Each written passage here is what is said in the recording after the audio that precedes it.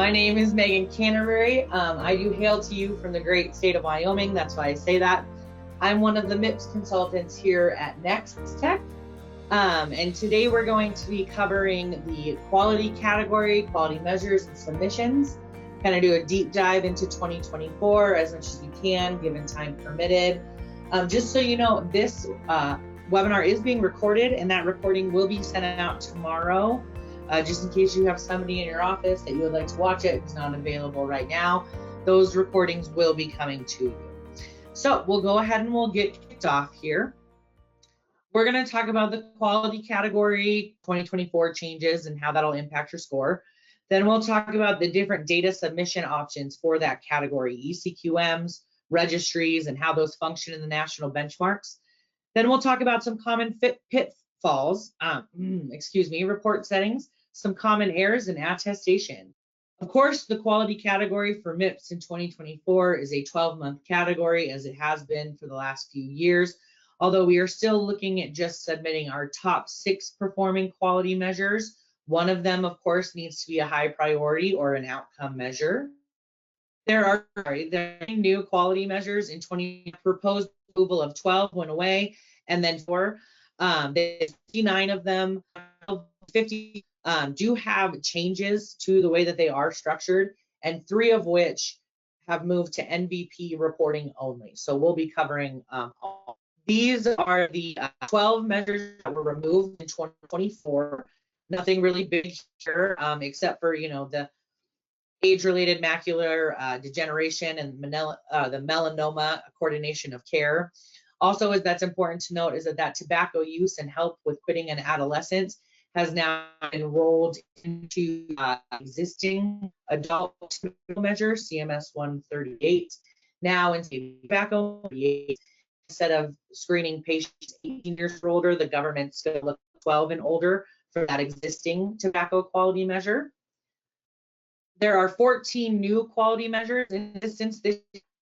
The big one is the Preventative Care and Wellness composite. It has taken a lot of the classic measures that we're used to, such as the influenza measure, the pneumococcal, mammogram, colorectal cancer, and has rolled all of those screenings into one overall composite measure.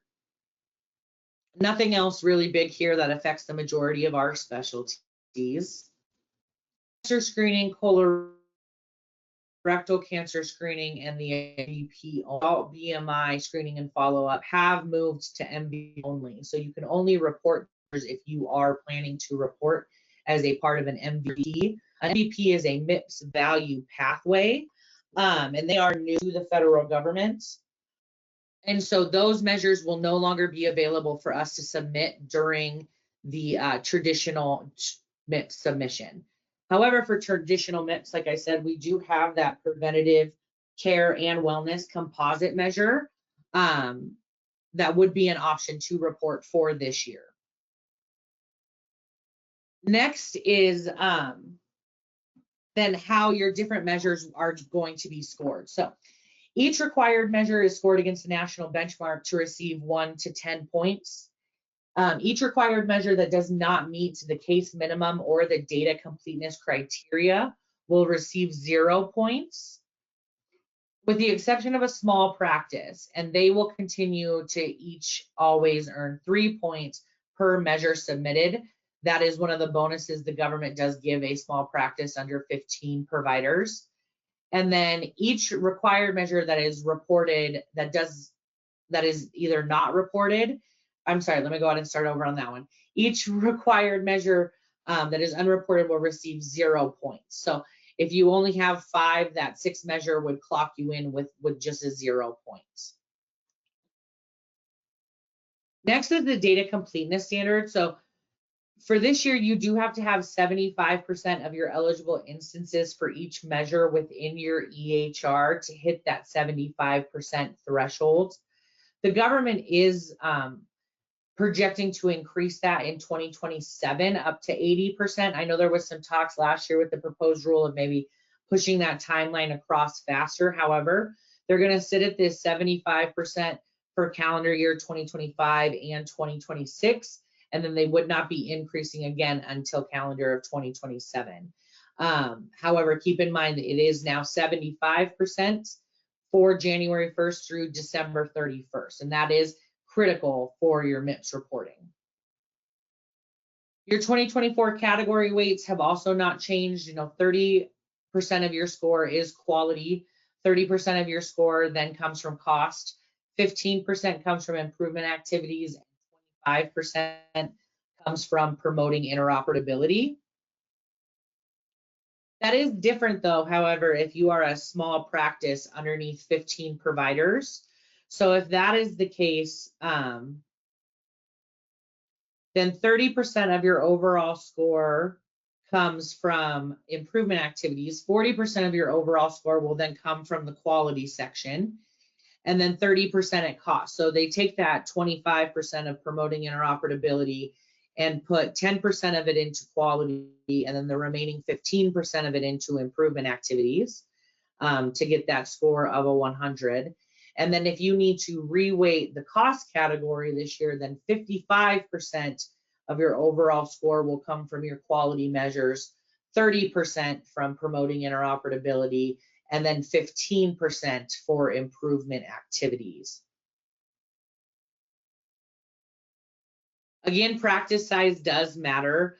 The government does understand that there are certain parts of MIPS that are genuinely hard for a small practice to meet. So if you are a small practice, they kind of give you a bump in every category. So they give you a minimum of 3 points per quality measure that is submitted, as we already covered. Then they give you an extra 6 bonus points in that category. They give you a 1/10 of the category for free to be added into your final score. Then your promoting interoperability category is automatically reweighted back to 0 unless you do choose to submit data for that category that would override that. And then you also get twice as many points per improvement activity. So instead of either needing 4 medium weighted or 2 high weighted or a combo of such, you either need 2 medium weighted or 1 high weighted to then be able to get the maximum points within that improvement activity category. So that's kind of the difference between a small practice and a large practice. Next, we're going to go ahead and talk about some data submission options and the different ways that we can do that. Now, quality measures are broken into different specifications that are handed out by the United States federal government. So some of them are considered eCQMs, which is an electronic clinical quality measure. Then there are the MIPS CQMs, which are just the MIPS clinical quality measures. QCDR, which stands for a Qualified Clinical Data Registry Measure, which is, as it says, your registry measures. And then Part B, Medicare Part B claim measures. And so there is a different amount, of course, in existence, and then all of them, though, can be submitted whether you're reporting as an individual or as a group.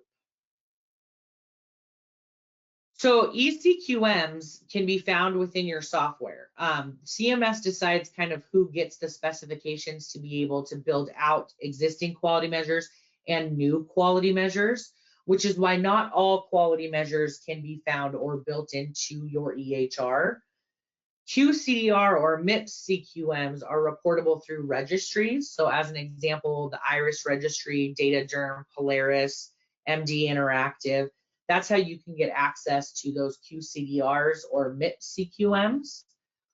But then this last box here, no matter what it is, they are going to have different submission methods, which means they'll have different rankings within the national deciles. And I do have a slide on that coming up. So depending on where you submit a quality measure from, it could score differently within the national deciles.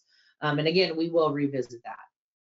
So some examples of your electronic clinical quality measures, your eCQMs that you will find throughout your NextTech softwares, no matter which one you run, are here up on the screen. We have, some that cover all specialties such as closing the referral loop, high-risk meds, tobacco, falls, then we also have specialized measures per different suite that you may be using, and also, per clinic. So There's lots of different options within your software to be able to make sure that you do have 6 well-performing measures at the end of the year so that you can make sure you're maximizing points within that category.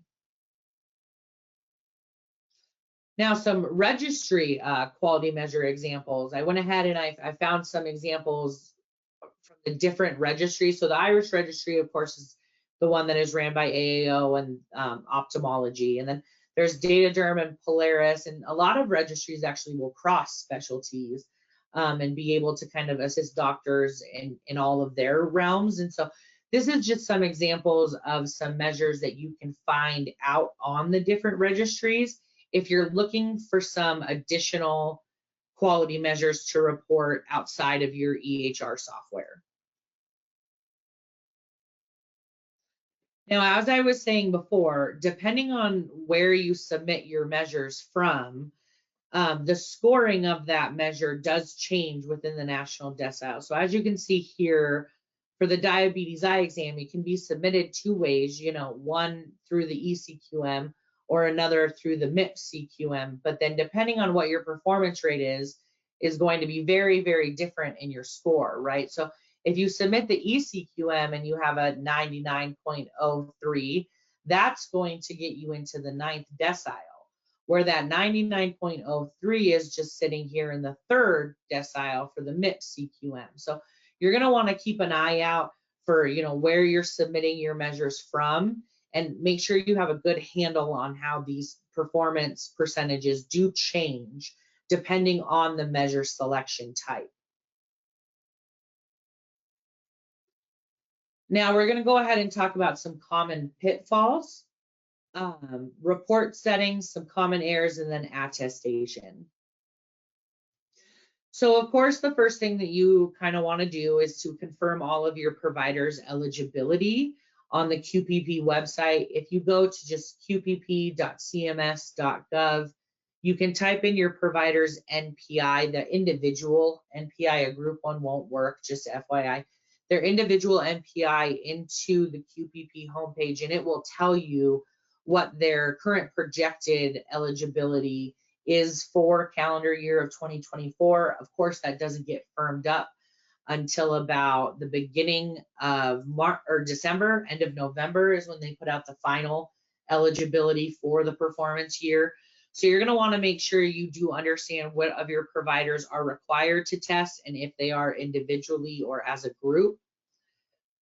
Then within your Next Tech EHR, you're going to want to make sure that your TINs is set up correctly, that all of your providers are within the same group so that you can pull those group reporting options to make sure that you're tracking how that group is performing throughout the year. Then if you run IntelliChart Pro, you're going to want to make sure you've set up your quality assistance tool. It does have to be set up year by year. So if you know you turned it on for 2023, you do have to go make sure that you have turned it on for 2024 and move that quality assistance tool into the current year, or it will not function properly, just so you know. The other thing you're going to want to do is really make sure that you are taking a deep dive into your registry data, that you're using your EHR data to kind of validate the data that you see on your registry dashboards.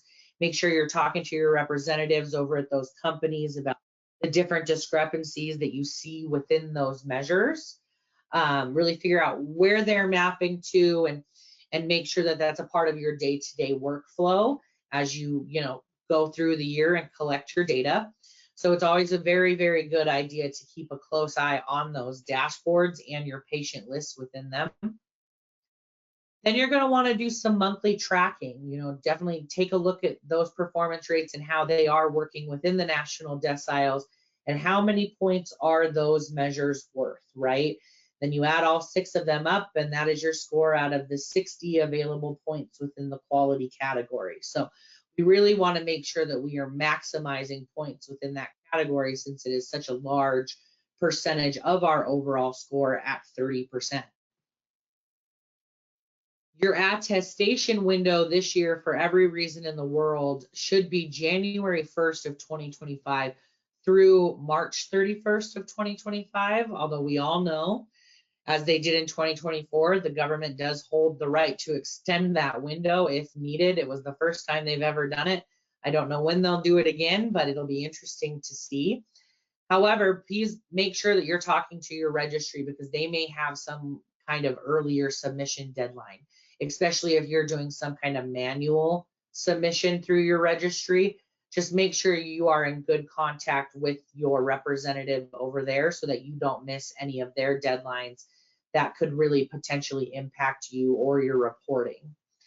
It is important to note that in 2023, the federal government did away with the COVID EUC, that extreme and uncontrolled circumstances exception. However, what they have said is for 2024 is that they will be giving an EUC for the Change Healthcare attack.